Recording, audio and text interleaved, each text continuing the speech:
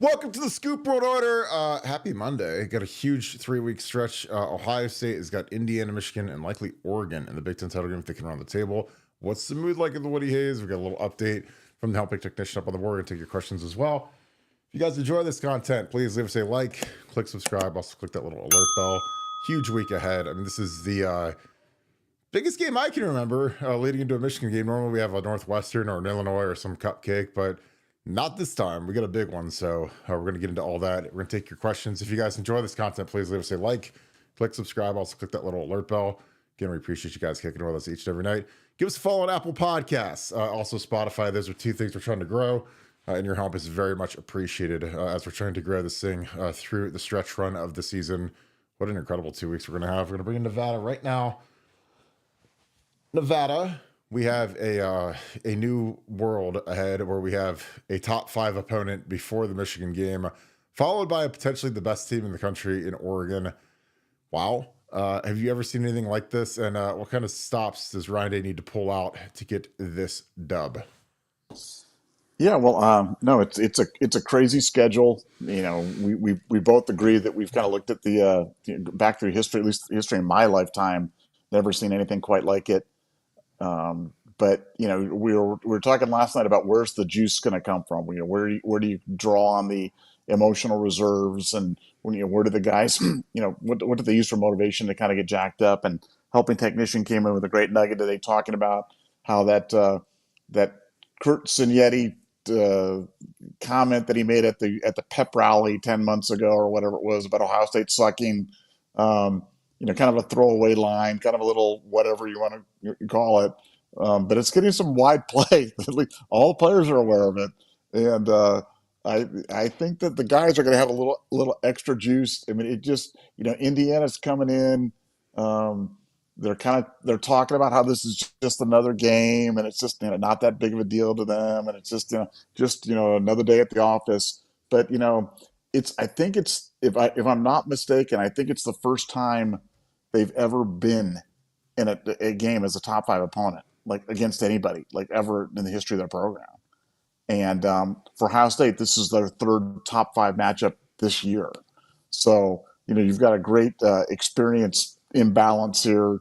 No matter what Indiana says, they're going to have to be feeling the pressure, and hopefully they're feeling the pain of a really hostile environment, because I don't think Indiana will have ever played in anything quite like they'll face in the stadium if the crowd gets going on Saturday. And that stuff can make a difference, man. That can make, as the old offensive lineman, the old All-American there, yourself, when it gets really loud, that messes with you a little bit. And maybe you can speak to that. You obviously experienced it through multiple whiteouts and other things, but yeah, the crowd can have an impact on a game for sure, and especially on an offensive line. But I'd love to hear your perspectives on that as a tackle. You used to have to deal with that. Well, I think that this is a game where, Indiana's a team that our fan base has never gotten up for, or they've never been excited about, because normally there's never been anything to get excited about. When you look at what their normal record is, kind of their traditions, I mean, they've always been, they're competitive with Kevin Wilson, man. They were a thorn in our side. I mean, they beat us.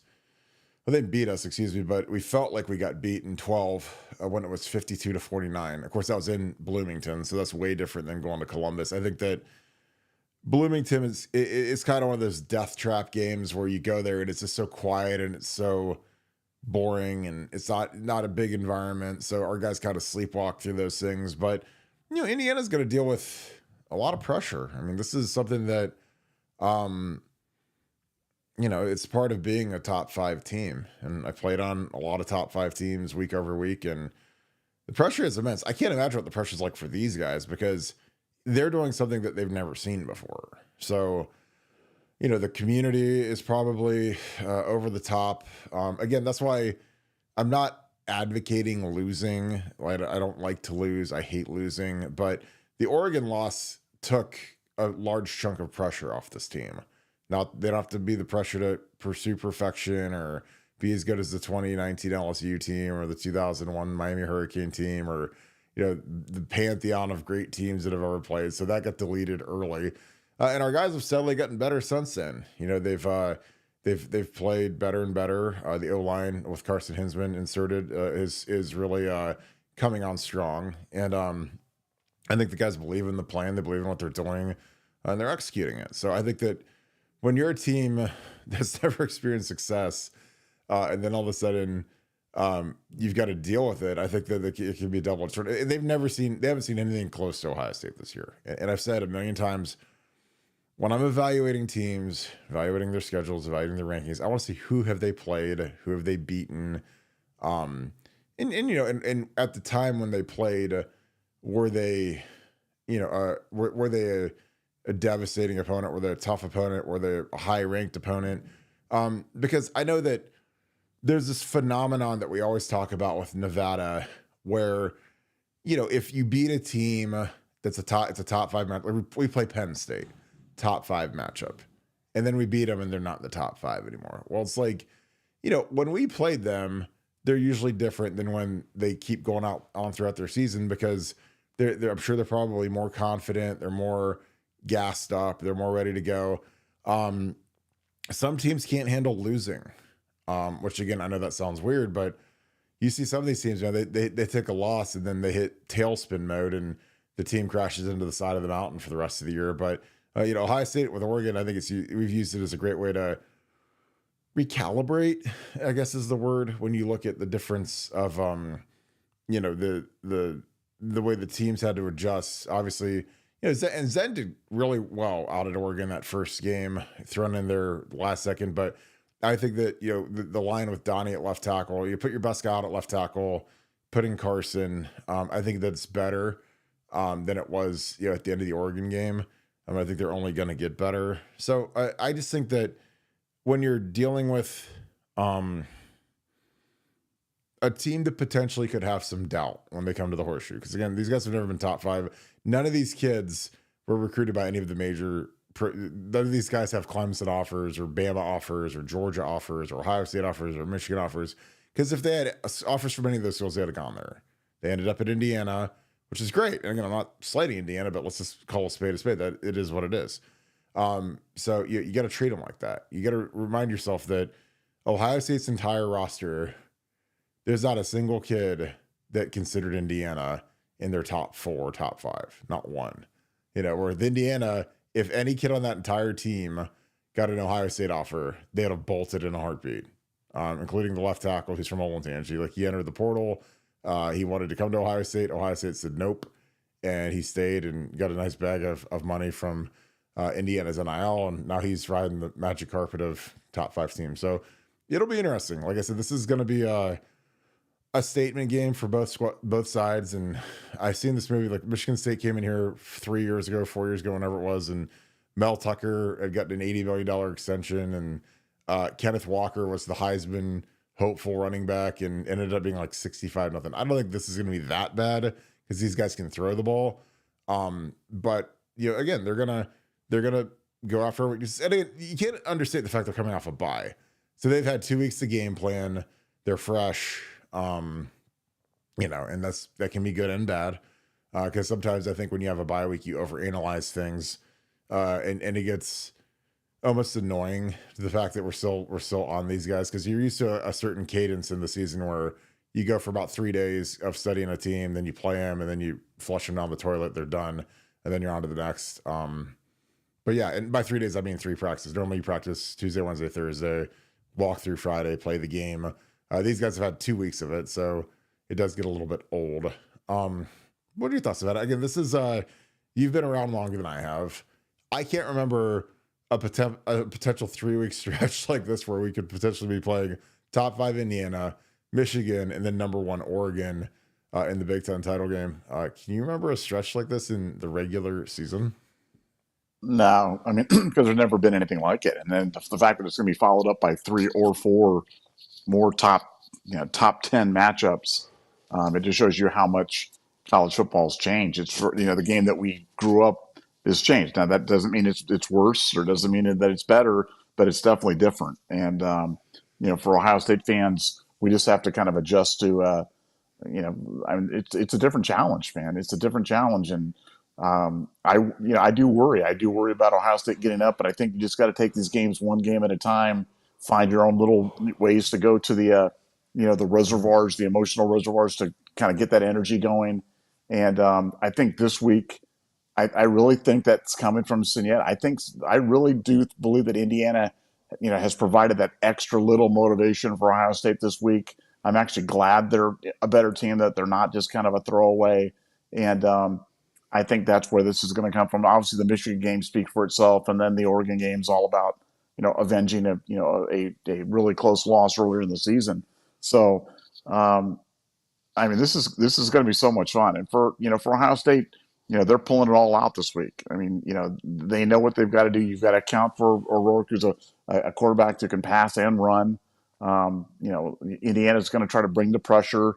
They're going to try to, they're going to try to guess right, and they're going to try to guess when you're running and bring the safeties up, kind of like what Northwestern did. Northwestern did that for a bit against Ohio State. They were selling out every time we line up in that I formation. Bring the safeties up. Everybody kind of commits to the line. Bring 8 and hope that you run, because if you pass, then it's a real problem. But they were they guessed right until they didn't, and then Ohio State started laid it on them. I think 4 straight touchdown drives or something like that. So I think it's going to be more of the same. Ohio State's going to expect an early flurry from Indiana. Got to hold that. Be nice to get them on the field, get them off the field right away, and get the crowd into the game early with a big score or a big defensive stand, and just take the game, just take it right out of them. But I know the guys are fired up. I know the coaches are fired up. This feels like a big game from everybody you talk to. This just feels, obviously unlike any Indiana game before, and unlike any the game prior to the Michigan game before. But this feels every bit the top 5 matchup that it is, and that's exciting. It's an exciting time to be part of watching the program, talking to guys, and I know they're fired up about it. Yeah. Who do you think has more pressure on them this week? Is it Ryan? Is it Indiana? I mean, they're both playoff teams. I mean, at this point, unless it's some sort of, I can't imagine a scenario, Indiana, even if they lose to us, and there's no way they're going to lose to Purdue. We're both going to be in the playoffs regardless. Who has more pressure? I definitely think there's more pressure. I mean, look, there's always pressure on Ohio State. Like when it's baked into the cake. Ryan Day knows it doesn't matter what the game, top 5 game, bottom 5 game, road game, home game, neutral site game, bowl game, doesn't matter. You got to win them all. Now you have to win all the games. You got to cover the spread. Now you got to cover the spread. You need to score every possession. I mean, it's that kind of pressure. So Ryan Day's used to living with that, man. That's just part of being an Ohio State football coach. For Indiana, man, they've never been through this before. So if Indiana can rise up, not play anybody, come into Columbus and beat the Buckeyes. I mean, I'm not saying I tip my cap or whatever, but it'd be something. I mean, it's going to take one heck of an effort to do that. Like I said, if the game was in Bloomington, I might be able to make a case for why. You might, you can see a path. You're always looking for, what's the path to victory? What's the path to defeat? You could find a path if that game was in Bloomington. When it's in Columbus, man, it's just hard to find many paths for Indiana to win other than just a series of really weird, unfortunate events, which I just, statistically, you can never guess on that happening. And, generally that happens when your team's not ready, not focused, not ready to play. Let me tell you what, Ohio State's going to be ready to play. They've got that extra buzz. When you're wondering, does Ohio State have that buzz? Do they have got that extra jump in their step? They have that. It's there in abundance this week. And I think that's why practice is going to be sharp, and the guys are focused, and they're ready. They're ready to go for Saturday. Like I said, I just really implore. I really hope the crowd is as ready to go as the team is, because I think the team's going to put on a show on Saturday. Well, and plus they have 2 games left in the horseshoe. Like, this team will never play in the horseshoe again after this week. So this is it's a huge momentum push for these guys. These guys have got to. They want the juice heading into Michigan. They've got another noon game, which they're really accustomed to, because Big Noon is the big Buckeye noon kickoff at this point. But I think Indiana has way more pressure than Ohio State. Ohio State is kind of business as usual, because, again, when you live in the cauldron that is Ohio State football, you know that losing is unacceptable. And, and I think that there's this magnified deal because of the jersey in Indiana, and you really don't want to lose to those guys. You don't want to be the team that we haven't lost to Indiana since the '80s, so you don't want to be the team that loses to Indiana, no matter how good they allegedly are. And again, I don't know how good they are. That's like the interesting thing is there are some false idols that go through the season, and I'm sure that they're going to be competitive and they're well coached, and I think that a lot of the bluster that the coach has rubs off on the players, and they're confident because he's confident. But I just don't know if I'm buying it yet. I mean, they've got to play somebody other than Nebraska, and again, of course, at the end of the game last night or last week, we're watching. And we're hearing about how they beat Nebraska worse than we did and that type of thing. And I'm just like, guys, nobody ever gets up for Indiana. Maybe they might now because they're a top 5 team, but like, a month ago, nobody knew how good these guys were. I mean, they really didn't, especially when they'd beaten FIU and these others. Now they waxed Nebraska, which is fine, but Nebraska is, I mean, they're pretty schizophrenic, because they beat Colorado, and Colorado looks like they could sneak into the playoffs now, and they've got 2 losses and everyone's in love with Dion, but they lost, or excuse me, they got waxed by Indiana, but they beat Colorado somehow. And I think, if Colorado played Indiana, I'd probably pick Colorado just because of the athleticism, but I don't know. This is going to be it's going to be a game that's going to rely on Will Howard running the ball, playing defense, same old formula, not making mistakes. You can't do dumb things versus good teams. Like this is a good team. This, but again, are they better than Penn State in Happy Valley? I don't think so. Definitely not better than Oregon. But the benefit to Indiana is they haven't played those teams. They get to skip out on the difficulty level that Ohio State's had to face in the schedule. And, it's made them, I think, a little gaudier. It's made Kirk Barton fabulously rich because he got a new 8-year, $65 million extension, which again, congrats, good for him. But again, I've seen this movie before when they come to Columbus and the dreams die fast out here, because it's no joke when you're playing with the big bad Buckeyes. Nevada, heading into Michigan, the notice of allegations is coming next Monday. I mean, how excited of a week is this going to be heading into the game? Well, I mean, let's assume we win. Let's go on the 99% chance that we win. Oh, it's going to be so exciting. They're going to have, multiple storylines being played out all at the same time. But it's hard for me to get to Michigan yet without focusing on Indiana. And I'm just really excited to see the game. And I love watching Indiana.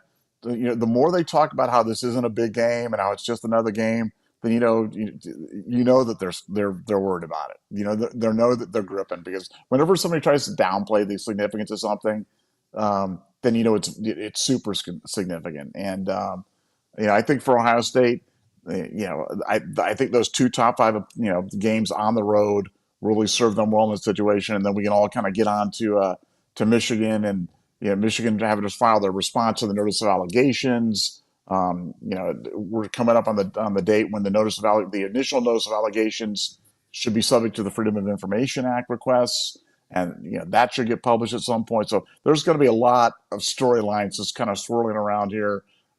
We've got a signing day coming up in a few weeks, or we've got decommits. We've got decommits from other schools coming here.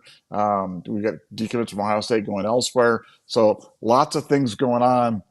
But I just can't get off Indiana. I mean, I'm so excited that we have another top 5 opponent coming into the Horseshoe.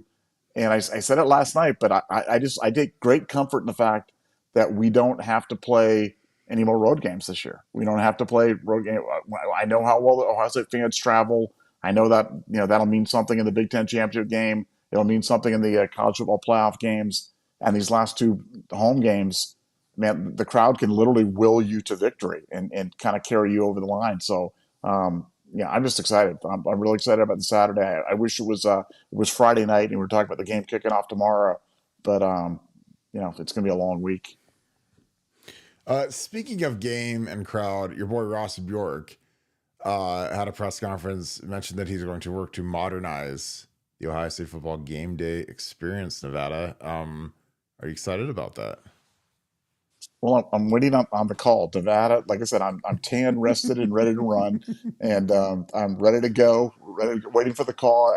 I keep checking my emails like every 5 minutes. Just kind of keep clicking on refresh, waiting for that email to come in there. As Nevada, I'm going to come in as the game day entertainment czar, and just start just start cleaning the house there. Like Hulk Hogan coming into the ring at WrestleMania 7 or something like that, The and Royal Rumble. the Just Royal Rumble. I'll throw everybody over the top rope. just throw it over. Everybody's going out, man. Everybody's going out. There's a lot of things that are going over the top rope, and Nevadabuck's going to clean house. So I'm ready to go. So Ross, if you hear me now, the Buckeye Scoop at gmail.com. Send me the email. I'm ready to go. I'll jump on the plane, be out there, and we'll get the place cooking. Did you see Northwestern's new renderings for their new stadium? The new Ryan Field. I did. It looks pretty cool. It looks really, really cool.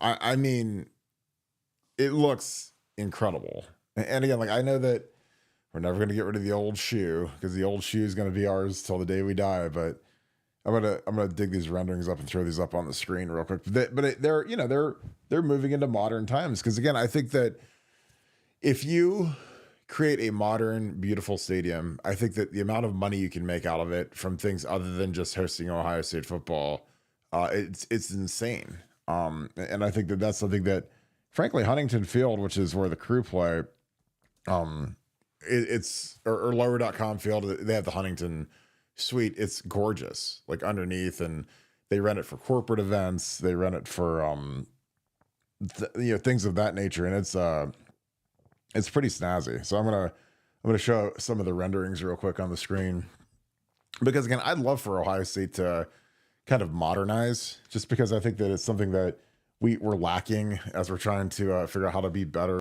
do better, and have a better experience. But this is the interior of Ryan Field, which is domed.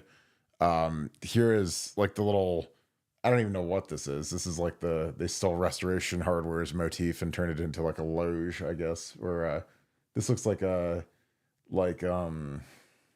what's that stupid bougie place that's in Chicago? There's like 1,000 of them, but God, it'll come to me probably in 5 minutes. But here's the outside of it. So it's domed. It's pretty nice to look at.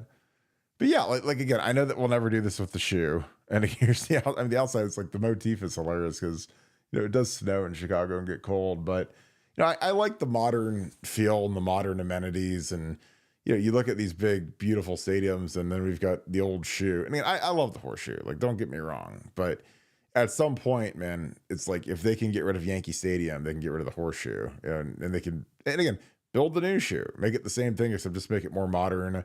If you guys go to games, and again, I'm not griping, but you guys know that, man, the bathrooms are terrible, the hallways are narrow, the concessions aren't great. And again, I just would be all about let's make the fan experience awesome. People can't wait to go and experience the game for something other than Ohio State football. I mean, Ohio State football is so good that people just don't care, and they show up, and they they're going to be there. They're going to spend a bunch of money regardless because the team's so good. But I just like that. When you have something that's really sick and really cool, it's a lot easier to make money on it. Because again, I think that with the amount of corporate dollars that are flowing into Columbus, you have a rare opportunity with Intel and Amazon, and we've got however many Fortune 1000 companies are here, but they'd rent that thing for corporate events and holiday parties and whatever and make a fortune. But that's where my head goes, because again, I live in that space a little bit, and it's something interesting. So, well, Nevada, we do have a super chat, so let's dig into a super chat. All right, Nevada, W Buckeye, thank you for the 10. Here we go, Nevada. In 2022, 4 games down the stretch, including the Big 12 championship, Will Howard was 88 for 144 for 1,198 yards and 13 touchdowns, 1 interception, 23 and 14 yards. I don't know if there's supposed to be a passer there. 2 rushing touchdowns. Time to get off Will Howard. He is a gamer. Yeah, Will Howard's about to. Again, this is why I keep. We're going to look up in 3 weeks and say, why did we not push Will Howard for the Heisman? Because if he runs the table and beats top 5 Indiana, Michigan at home, and then beats Oregon, and then he finishes 10th in the Heisman race, I'm going to have conniptions on the air, and you guys will be ready for it. And you'll say, remember when Kirk said that we should have pushed this guy? Yeah. Why didn't we ever push this guy? I mean, I feel like the voters for the Heisman Trophy don't even know that this guy exists. And you look at his stats, he has better stats than CJ Stroud did, better stats than Haskins, Fields. It's like uncanny at this point. And frankly, he didn't have Garrett Wilson and Olave. And I mean, and again, our guys are good. Emeka's great and JJ's great, but those are two top 10 guys. He's throwing the ball to two top 12 guys, or whatever they were. So I don't know, Nevada. Will Howard coming down the stretch, how confident are you? Nobody I'd rather have. I mean, you're talking about a guy who's played in the big games. He's experienced, and I mean, and think, every time you look at Will Howard's stats too, you got to throw in his rushing stats on top of that. So whenever you're comparing him to a CJ Stroud or to a Dwayne Haskins, who he has, I think he's got better yards per attempt. His completion percentage, I think, is fourth in all of football right now. Might have been second. I don't know. It's way high, but his running is what unlocks everything in the Ohio State offense. It's why the Ohio State offense is so deadly in the red zone. So it's, with Will, it's the total package that goes beyond being a superior passing quarterback. But look, we've been saying it for a long time. I mean, it's funny how we're 10 games into the season now, and there's still, I mean, there were fans that came into the season saying Will Howard was not OSU caliber. That was a popular take. That he is not OSU caliber. He got ran out of Kansas State. He wasn't good enough. What are we doing? He's a bum. And we're 10 games in. I just asked those people, do you still feel that way? You still feel Will Howard's not OSU caliber? I mean, he's pretty good. He's not flawless. I'm sure he'll make some mistakes down the thing or whatever. But I've heard people talk about they try to blame him for the Oregon game loss because he didn't get down a second faster on that. Like first of all, like a 48-yard field goal for us, it was some sure thing or something like that, which, yeah, I'm not so sure that was a sure thing for sure. Secondly, we drove all the way down. Who do you think drove us down the field? It was Will freaking Howard. He was unbelievable that night. So, enjoy him while he's here, guys, because it's going to be gone. And then we go to next year, and love our guys, love everything like that. But, man, I'm telling you what, they're not Will Howard. It's going to be we're going to take a step back. We're going to take a step back at the quarterback position next year. There's no two ways around it. Because even if you get Julian, I mean, Julian's not a big hoss. Like I saw, Josh Allen rumble in from 30 yards out or whatever it was to beat the Chiefs last night, and I was just you watch that, and that's what Will Howard brings to the game. He just brings that elusiveness, that willingness to run, and that toughness that he can take a shot and get back up. He's not going to get broken in half. He's one tough kid, but yeah, he's going to be a key to us, winning down the stretch. He's going to need to play well for us to be as good as we can be offensively. But the good news is, he's getting better and better every week and getting smarter and smarter. And I thought last week was probably his best week throwing the ball. I mean, he was on point. He was making NFL throws all over the place, and they didn't use his legs, which I was glad. I was glad to see they didn't have him run because we didn't need him to run. But we'll have to have a big game this weekend for sure. Did you see Caraco scored? Well, of course. I mean, I told you they would. You are not Luxembourg, Buck. That is for darn sure. Yeah, Luxembourg, that's for sure. We hate you guys. Sean Rollins, thank you for the 20. Appreciate you, my man. Thanks for being a great mod on here. Thank you to all of our wrenches for being on here each and every night. Kim's in here. She's herding the three boys upstairs. It's probably about bath time for those guys, so they're getting them cleaned up. So let's click into the film room real quick, because I've been watching Donnie, man. Donnie's really getting it, man. He's really figuring it out at guard. We got a little funky wrinkle here that I love. And again, this is the game to use the wrinkles. Nevada, who's our fullback? Do we have a fullback on the roster? Was that Gerd? Jelani Thurman. Oh, wow. Look at that. So that's like Gerd with a really, really dark, one of those Brazilian oil tans kind of type deal. I couldn't tell because it was so small. I couldn't tell it. But yeah, it definitely didn't look like Gerd. It looked like Nikki Sualua. Nikki Sualua. If Nikki Sualua was about 8 inches taller. Yes. But Yeah, Johnny, this is I good. love We get a Mickey. little cross action here, um, from our guy Chocolate Gerd, and we get a little handoff here, and this is really good by Donnie. I mean, Donnie reaches this guy, he's super easy, gets the edge. I mean, this is terrible at the defensive end, but it's great by Donnie. Gets him hooked, gets to the second level, and super easy run by Quinshawn. I mean, these guys they're playing physical. Next, we got we put G out here. G gets in the way. I love G, man. He really tries hard. He does, but it's just like, and he gets it done here. It's not pretty, but he does get it done. So we put him at the point. I'd rather put Jelani at the point, but we have Jelani 3-point backside. G's at the point. Again, he's trying. I mean, I'll give him credit. He's trying. Could get called for a hold right there, but he just falls on the ground. So hey, it works. We stretch him out. We'll take it. Got the whole convoy kind of going up. And this is like one of those dream scenarios where they literally blitz and these guys all take a gap inside. So this is the perfect call, literally, versus this look, because they basically blitz themselves out of the run. And so this makes it super easy for Josh to climb up to him. And then you got Seth getting up to the backside linebacker. I mean, this is like literally perfection. G gets in the way here. And when Quinshawn gets it, like, I mean, you got your crease, you got your two backers blocked, and this thing's going long, going all the way to the safety for, I mean, he's not touched till he gets to 12 yards. So, these guys, they started rolling, man. I was proud of them. Again, he was a little, pass pro's fine. Will just chucks it, which is fine. Also, we're glad that JJ didn't run into the wall, and we make a field goal. But Nevada, I think that the running game is really starting to get cranking, which is something I'm excited about as we get into, the cold weather. Michigan, obviously, they're going to try to shorten the game. They're going to do what a lot of these teams try to do and just run the ball into oblivion, try to shorten it because they can't skill with us, so they're going to try to run the ball on us. Yeah, I can't believe this. It's 2 weeks left in the regular season. Like, this season is absolutely flown by. As we get into this stretch, and again, we always tell people, you guys better enjoy this team because this is the most talented team we've ever had. And it's going to be the biggest 3-game stretch, I think, in the regular season plus Big Ten title game in school history. I mean, this is a crazy stretch where we have, because we normally don't have a game like this before Michigan. Michigan's down, which I'm happy about. They deserve to be down. But then Oregon that's going to be a monster. That'll be the highest rated game. It could be a 1 versus 2-ish type game, 1 versus 3-ish type game.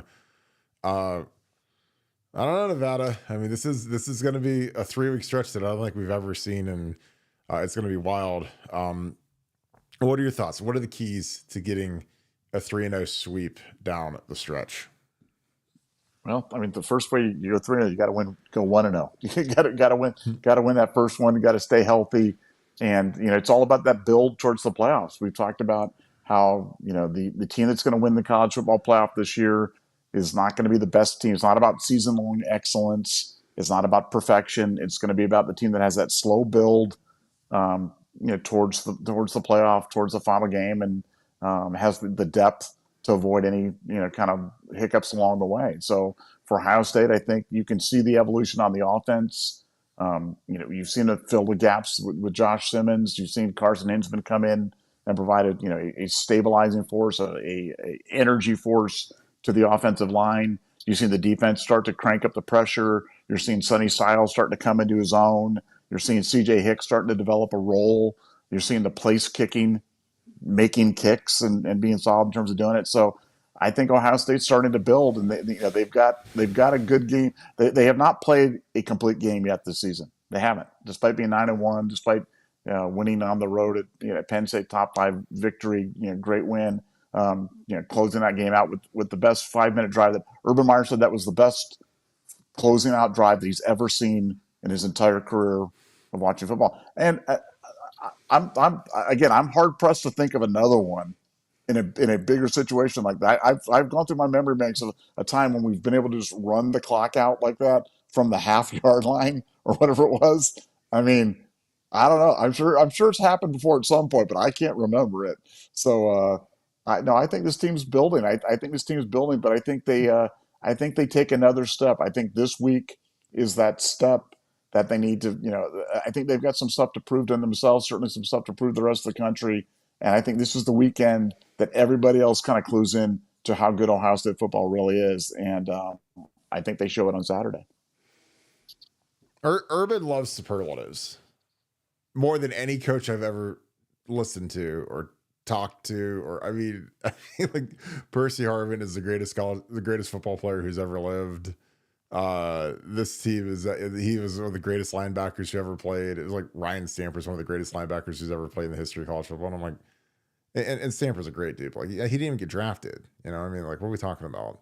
But again, but on that, I probably do agree with him because I love Urban, but Urban, he loves big stadium, like the greatest team in the history of the United States of America, and the greatest this and the greatest that, and that was the greatest pot pie in the history of since the founding of the United States of America. But can you ever you watch a lot of football? Can you ever remember a drive like that? This is I'm talking about this is a top 5 game where you drive off the 1 yard or the half yard line and you never throw the ball, and the other team never touches the ball, and you drive it 12 straight plays or whatever, running, and they never to close out a game. I can't remember that ever happening. And I watch a lot of football. Yeah, but I mean, were they top 5 the week? It was Penn State still in the top 5 after we beat them, or no? So it's not really a top 5 matchup, Nevada. No, I think they still. Yeah, they might have slipped out. Yeah, I know. Nobody fell to 6. Nobody talks about the game anymore because it just destroyed every narrative. It destroyed the narrative about Jim Knowles only gives up touchdowns at the end in the fourth quarter, and we can't win top 5 games. And Jim Knowles only gives up long touchdowns in the fourth quarter versus good teams.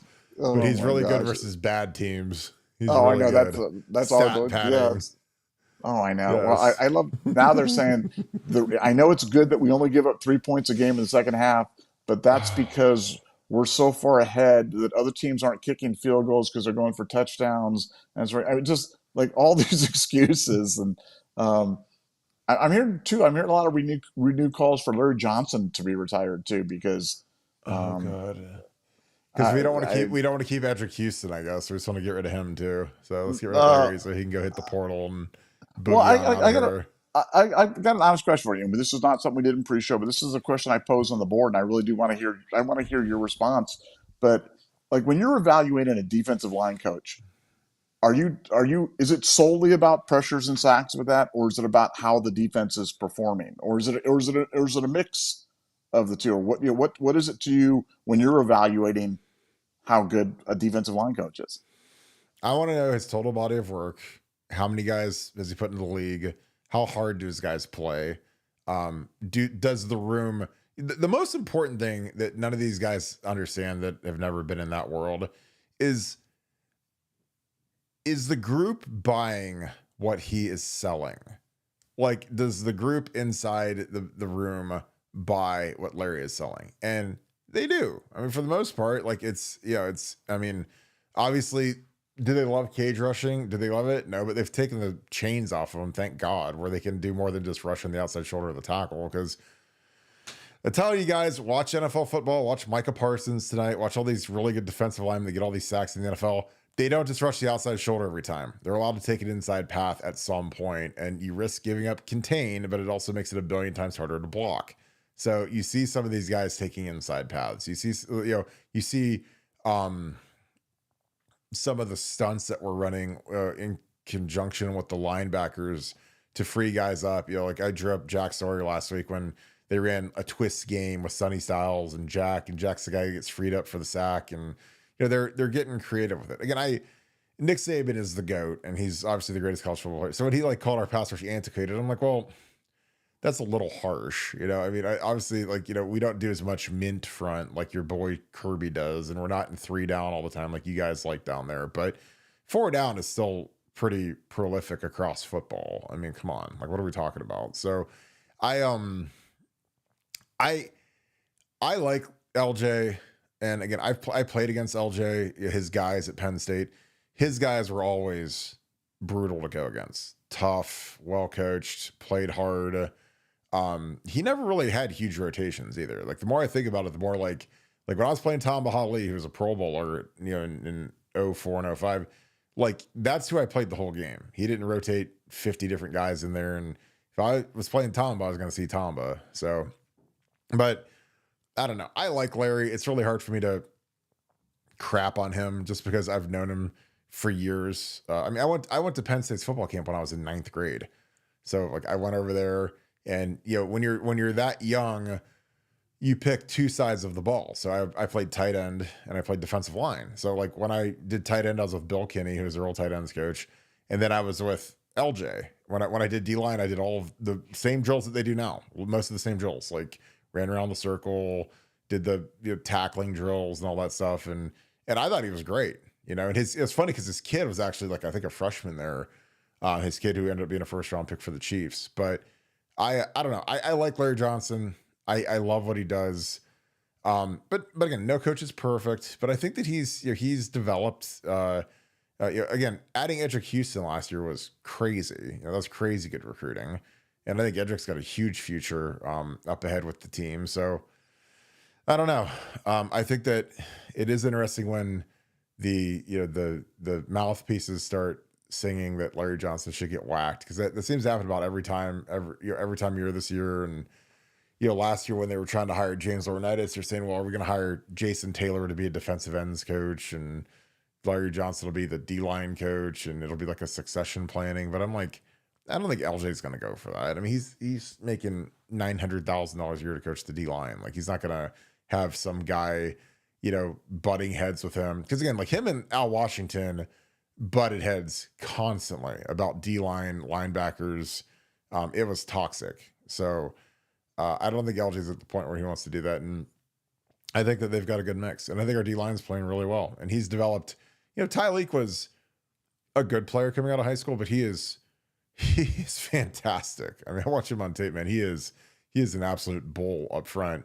And he's a guy that I think that people don't realize how good he is because he's not a D end. And, I think that there's always a little bit of shade when a guy isn't a 5-star when he shows up. It's always like, I think the fan base thinks, well, he's good, but how good could he really be? Because he wasn't a 5-star coming out of high school. Whereas like if Tyleek would have came in as a 5-star, people are like, oh man, look at how good he is. It's kind of like Edric. Like Edric came as a 5-star, number one player in the class, and he's good, but he's nowhere near what Tyleek is. Now Tyleek's much older, but I think that that's just part of it's like Gabe Powers. Like Gabe Powers, I think it's really good, but he doesn't have the clout that CJ has. And speaking of that, I actually wanted to break this down real quick.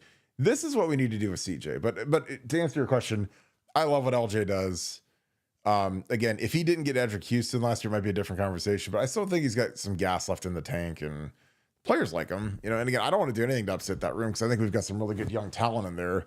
And I think we're going to get some more good guys out of the portal. But with CJ, he had his little comment about wanting to be on the edge, and I think this is what you got to do with him. I think that anytime you can scheme something up to get him versus a running back, there's a quarterback, back's right next to him.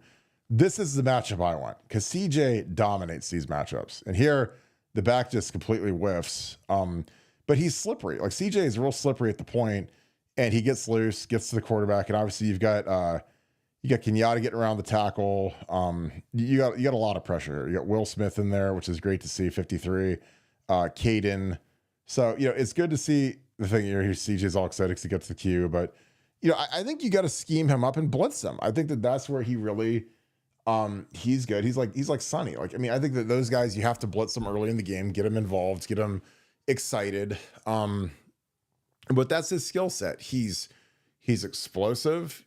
He doesn't give running backs a lot of surface area, and he's tough to go against. So, I mean, when he says he wants to be on the edge, I don't think putting him against a good tackle is advantageous for us, but if you can scheme him up where he's got a long one with a running back, I think that's very advantageous for us. What are your thoughts on that, Nevada? Yeah, I've always talked about how there's certain blitzing. Blitzing is not always the same. It's not like every linebacker blitzes and they have the same capabilities, flexibility, slipperiness, bend. Some guys were really good blitzers and some guys just aren't. And CJ, that is certainly the one skill set that I don't think he's a read and react linebacker. I think he's fast. I watch him play a lot of 7-on-7. And it's rare for linebackers to get out there and really excel at that, because that's just a lot of pitch and catch with a lot of fast guys and cornerbacks. But he can, he's fast, and he can run around, and he can change direction well.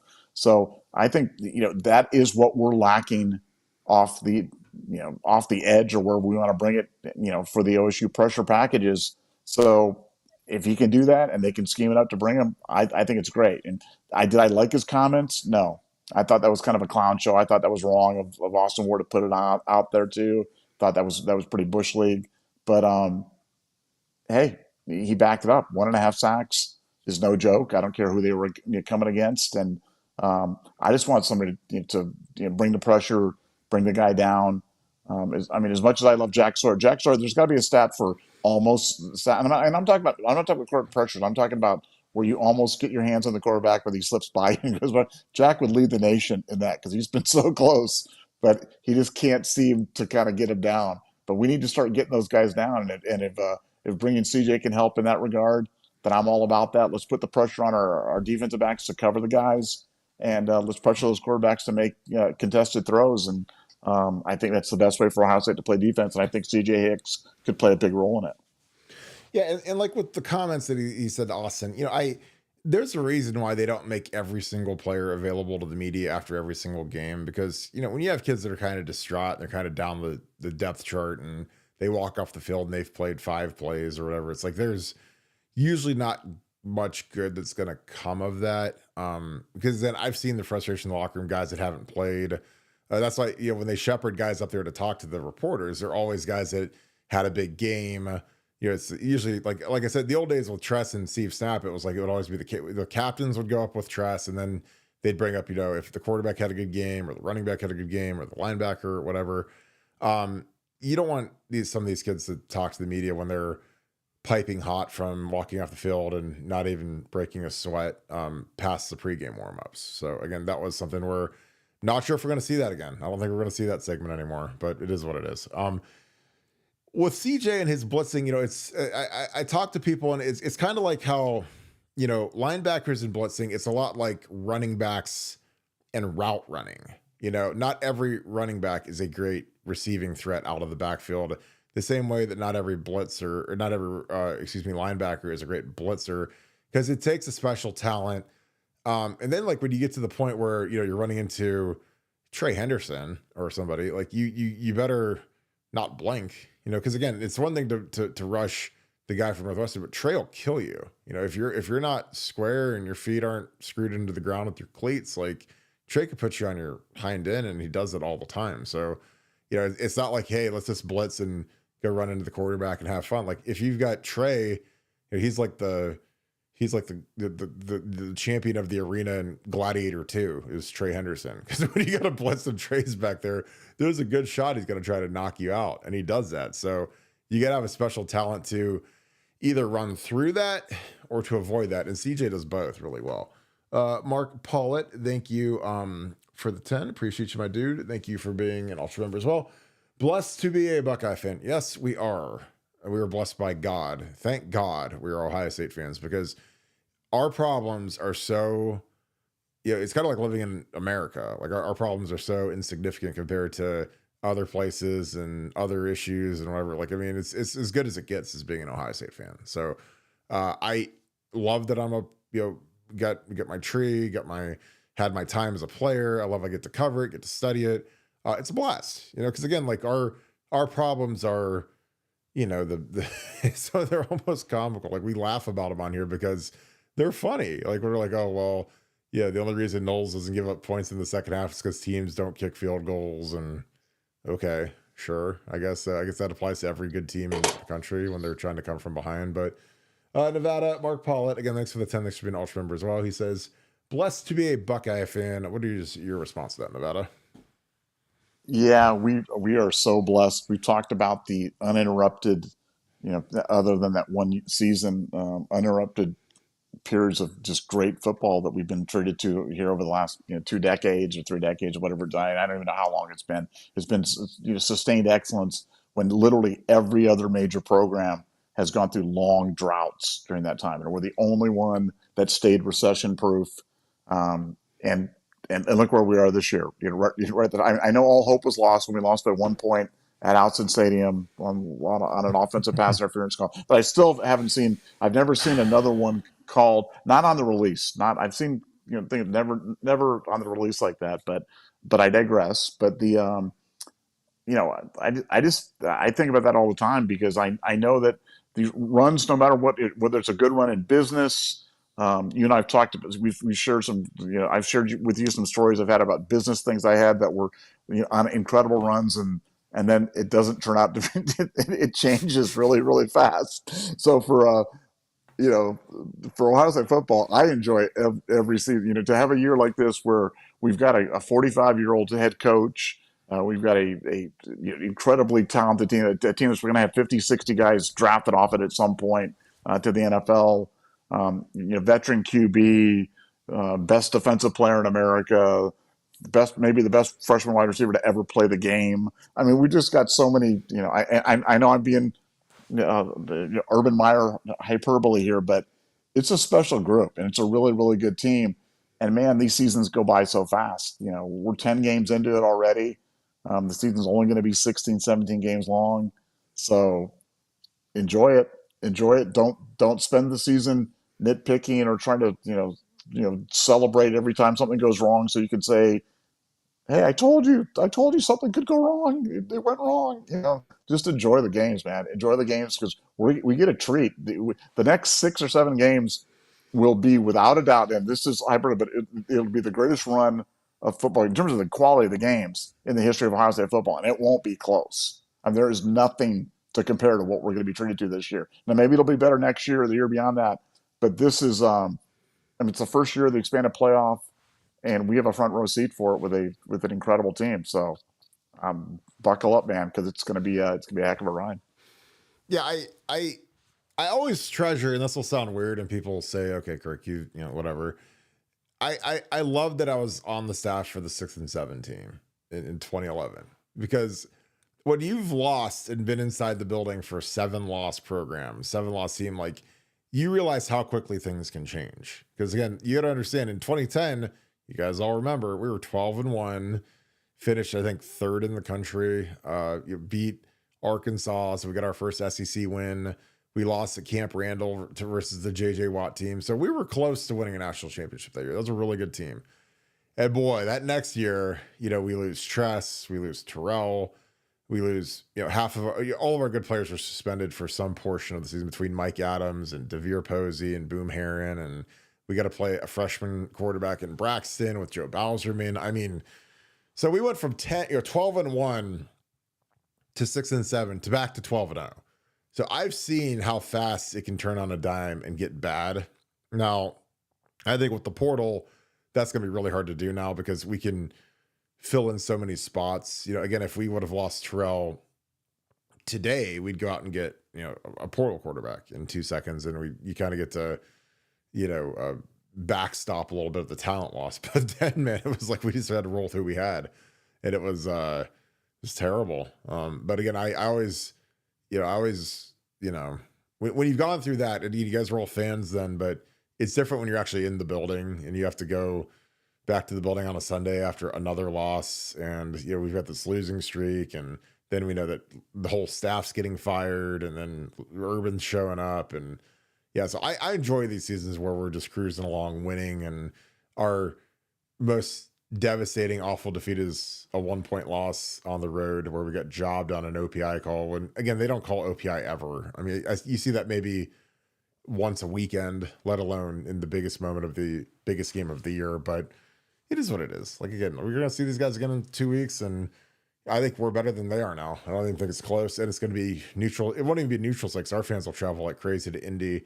So I'm excited about that. Jim Jackson, what is up, brother? I hope you are doing good. Hey, Kirk, thanks for the 10. I appreciate you, my dude. I hope you're doing awesome. Have you heard anything about Tarvis Alford's commitment? What do coaches typically do once news comes out that the player's flipping? Do they call the kid and ask why or move on? Love y'all. Love you too, Jim. I appreciate you, my dude. Thank you for being on here as always.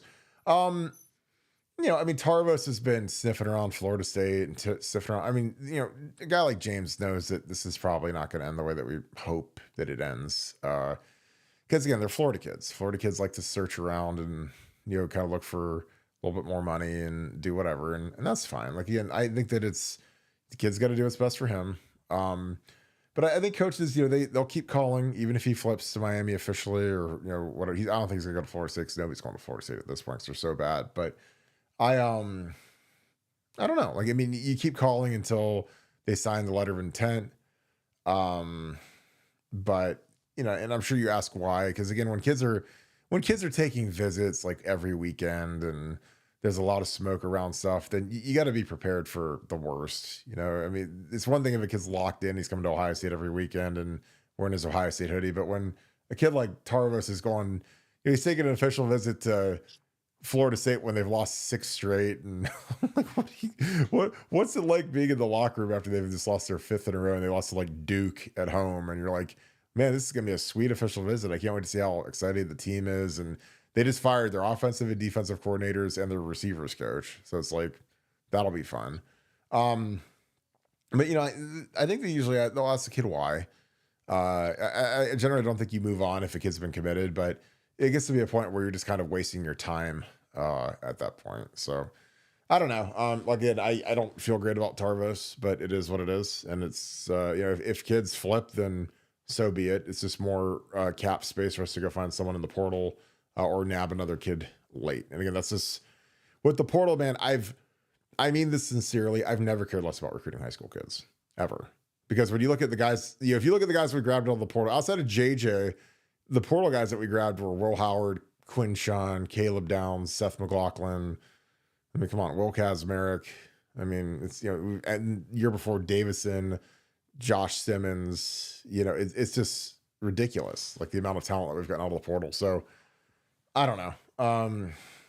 I'm sure you keep recruiting them, but the guys have seen this coming for a while now, so there's no surprise. This isn't like it's something out of the blue.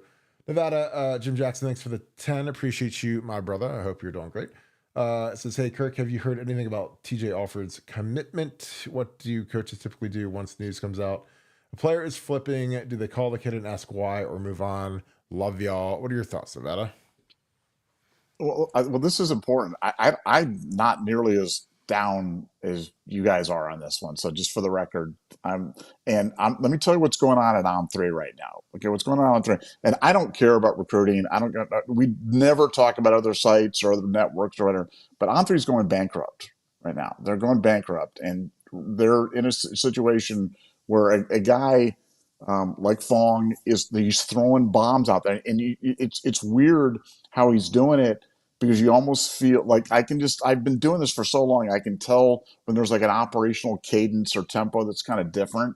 And I think he's trying to save his job. I think he's trying to just throw some stuff out there. That's why I threw out the Jet Washington thing. That's why he's throwing out. I'm not sure. The Fong bomb does not mean what it used to mean. So for people, when they see it, don't panic and start tweeting at the commitment and start calling them a traitor and how you want them to die and stuff like that. That doesn't help. And I don't think this stuff's over. For Ohio State, like you said, Ohio State usually got a pretty good handle on it. Nothing that comes on is ever broken by Steve Wiltfong or anybody else. They know pretty much what's going on with the kids and the players. But I'm not nearly as down on him or a bunch of other commitments as some people. And don't get freaked out by the Fong bomb. I'm telling you, he's hunting for clicks right now and just throwing stuff up there. And I like Steve Wilfong. I think the guy he had a thing, but his days are gone, man. He's got to find a new shtick, because recruiting coverage is dead. It's the way of the dodo, and he's selling buggy whips, and we're on autonomous self-driving cars right now. So he's got to find a new way to go. I've never heard of a buggy whip. They sell those like door to door. Buggy whip, yeah. Door to door encyclopedia salesman. Like that used to be a thing, man. We had encyclopedias. Dude, they sold them. I know. You buy a whole volume of encyclopedias, and it's like they were so nice. They sat there in your thing. They looked all nice. They had nice like gold binders. I'm like, my dad was in the Air Force, and my dad made nothing. He was a lieutenant colonel, and I think he made $27,000 a year or whatever, which I know it was back then, but that wasn't a lot of money even back then. And but he ponied up for some encyclopedias for us, and that was a big deal. That was like a family Christmas present. Like we didn't get Christmas present that year because the family got a set of encyclopedias, and but it was nice. But yeah, stuff just kind of comes. Look, I remember Thomas Brother Maps when I first started doing deliveries for our first company. You used to have a map book, and you sit there with a map book trying to figure out, or have somebody sitting there. I'd have Kirk in the thing co-pilot for me. Where do I turn, Kirk? And you're like, I can't see this thing. This thing's too small. I think you turned on Oak Street. And then, Kirk, where do we gotta go? I mean, that would just be now. Everybody's got a phone and GPS and everything. It wasn't that way, man. Those Thomas Brother Maps were those were all the rage. Oh my God, you're old. You and I should have taken a road trip back then, man. That would have been with a map. We go to the soda pop shop in the middle of town and everything. Go to the soda fountain and just hang out all day. That'd be great.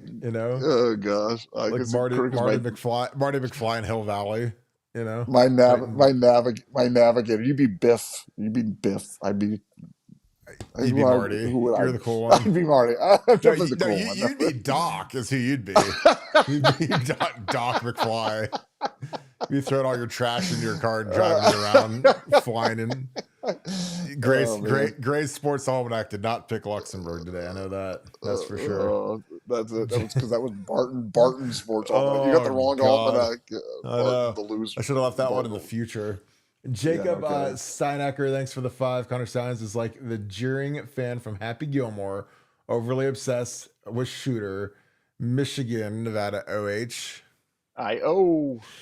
Yeah, Connor is he's moving up in the world. He's coaching Bryce Underwood now and having a good time. But yeah, the days are going to be numbered. It's going to be interesting to see where he lands in the next few years. And because I don't know. I mean, your boy Harbaugh almost blew it last night, Jesse Minter. But God, the Bengals are bad on defense. Holy cow! I mean, you're blowing. Joe Burrow's prime, and that defense is just like, oh my God, what a catastrophe. Yeah. Adam Coker, thanks for the 5. What do you fellas think about the madness in the SEC standings? Nevada, I'll let you go first on this one because I know that you probably don't care, but your thoughts about the madness of the SEC standings? No, I mean, I do care. I think it's look, I think there's a lot of things that are we've talked about this before, but you're going to have good teams there play in the SEC championship game and potentially pick up their third loss. And if they get their third loss, because they played in the SEC championship game, is that going to kick them out of the college football playoff? I mean, there's all sorts of craziness going on. I'm going to call up the SEC standings right now, and we're going to check it out and see what's going on. He's got his encyclopedia out. He's got it cracked open he looked at the S volume, found SEC, and he's got it cracked open with his corn cob pipe. Like he's Who's your chick? Your chick from Josie Wales' old granny at the general store? Granny Hawkins, man. That's what Nevada looks like. He looks like Granny Hawkins.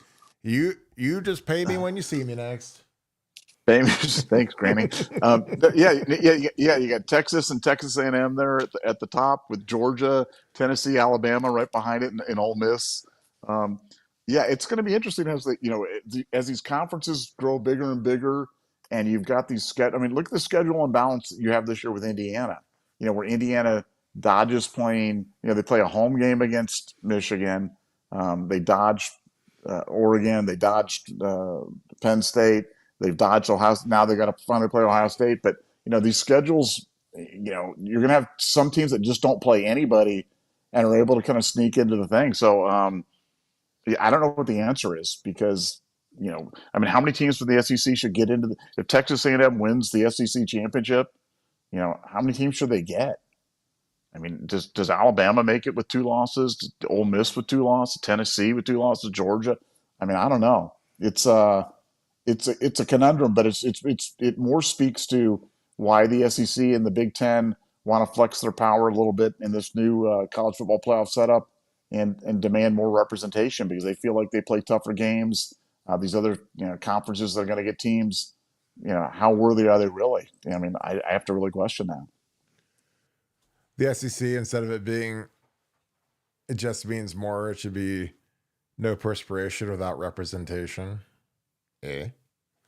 I'll take Oh, that. man. Your boy, Kirk, you dude. did it again, man. I'm telling My writer is on you. Adderall and speed right now. He's killing it. You know, He's got a I case of bought him a Red thing Bull of. in there. He's just No, right. he's got Yoo-hoo and King Dongs, and he's eating those things, Little Debbie's, and he's just like sugared up, Adderalled up, just locked in the whole way. Just like, man, I'm gonna write some really funny stuff, and it's gonna come out of nowhere. But you hear like Kirby's the best because he's like the king of the SEC now, and he's stomping. He's like, well, I just don't think that the voters down here, they don't see these games. They don't see what the people in this league look like. And in this league, you've got just really, really talented big ball players down here, and they're really good. And you don't see that in the box score. So when you're not down here and you don't see the level of skill and talent in this league, because they love saying this league, in this league, we have good players. And in all the other leagues, all the players suck.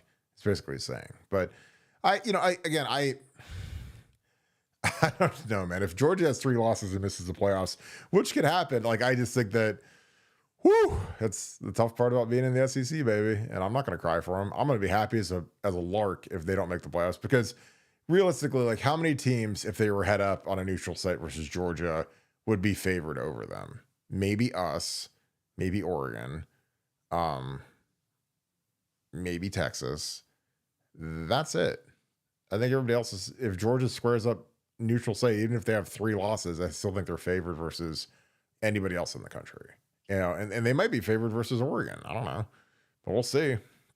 So if they don't make the playoffs, I'll be very happy, because that's a team that I'm not dying to see in terms of their talent, their skill, and their coaching staff. I'd rather they sit it out and go play in the Poinsettia Bowl or the Meineke Car Care Bowl. That'd be much better for the good old Buckeyes. All right, Nevada, can wrap this thing up. Any final thoughts on this wonderful Monday? No, just bulletin board material. You know yourself. Stuff like that gets posted around the Woody Hayes, posted in the locker room. Guys start talking about it. It starts kind of taking on a life of its own. And you told the story to me about how Trussell Oh got my all God. upset because Pat Fitzgerald had the audacity to say that they were looking forward to playing Ohio State this year or something like that, and he was all salty about that. And that was like the biggest disrespectful thing in the history of Ohio State football. And I say, motivation is where you find it, but I think the players are going to find it in that Signetti quote this week. Well, and I'll tell that story real quick, and I'll get us out of here. But so this is the Big Ten. We have the Big Ten media days that are right before the season. So it was me, Marcus Freeman, and Vernon Golston. We were the 3 guys that were delegated to go, and I was the only senior that was there. The other 2 guys were redshirt juniors. And we got to go and face all of the geniuses that are part of the local and national media. And we're coming off getting smashed by Florida in January. So everyone's like, are you guys still going to field a team this year? Are you guys going to just quit? Are you guys going to roll over and die? Because most of the media people, if they got smashed like that against Florida, they'd just roll over and die. And they'd go live under a bridge and hope that nobody ever knew who they were or recognized them ever again. But when you play football, you got to go out and you got to show up. So, we go out there and we go through the whole rigmarole, all of the media row and whatever. And then we had this luncheon that was the next day. So it was a 2-day event, and we had this luncheon. Every team's there, and there's a lot of, it's a big ballroom. So they sell tables to all the local businesses, and there's thousands of people in this thing. So we're all sitting, the players are all kind of split up. So I was sitting actually with Cliff Averill, who's at Purdue, and a kid from Penn State. And it was fun. Like, it was, because again, you don't know these guys at all. This is pre-social media, pre-iPhone. So guys weren't just glued to their phones the whole time, and they weren't just checking Instagram for 2 hours. You're actually listening to these coaches, and each coach gets up and gives a little 5-minute spiel about the team, 5-6 minutes. That's it. Nothing crazy. And I'm sitting there and I'm listening to all the coaches, and there's nobody says anything compelling. Everything's just kind of drab, and we're excited about our team, excited about the season. We've got a good group, and they usually talk about the 3 players that they brought, and this is why I brought them, blah, blah, blah. And Tress gets up there, and Tress is like the greatest speaker ever. No notes, just goes up there and just kills it. Pat Fitzgerald gets up, and I think it was either his first or second year as the coach, because Randy Walker had unfortunately passed away. I mean, Randy Walker is one of the greatest coaches his coaching tree is ridiculous, and it was really terrible when he passed away. But so Pat Fitzgerald gets up there and he talks about the team, and we're excited. We've had a tough offseason, blah, blah, blah. And he gets up and he says, but we're really excited to open Big Ten play in the Horseshoe versus the Buckeyes, versus the Ohio State Buckeyes, something like that. And I'm sitting there and I was like, oh, that's cool. Great. We're the first Big Ten game of the year for you guys, and we're the best team in the league. So whatever. Even though we were picked by the Genius Media to finish third, we still were outright champions, but whatever. So I don't think anything of it. And I don't think Vernon did, and Marcus surely didn't.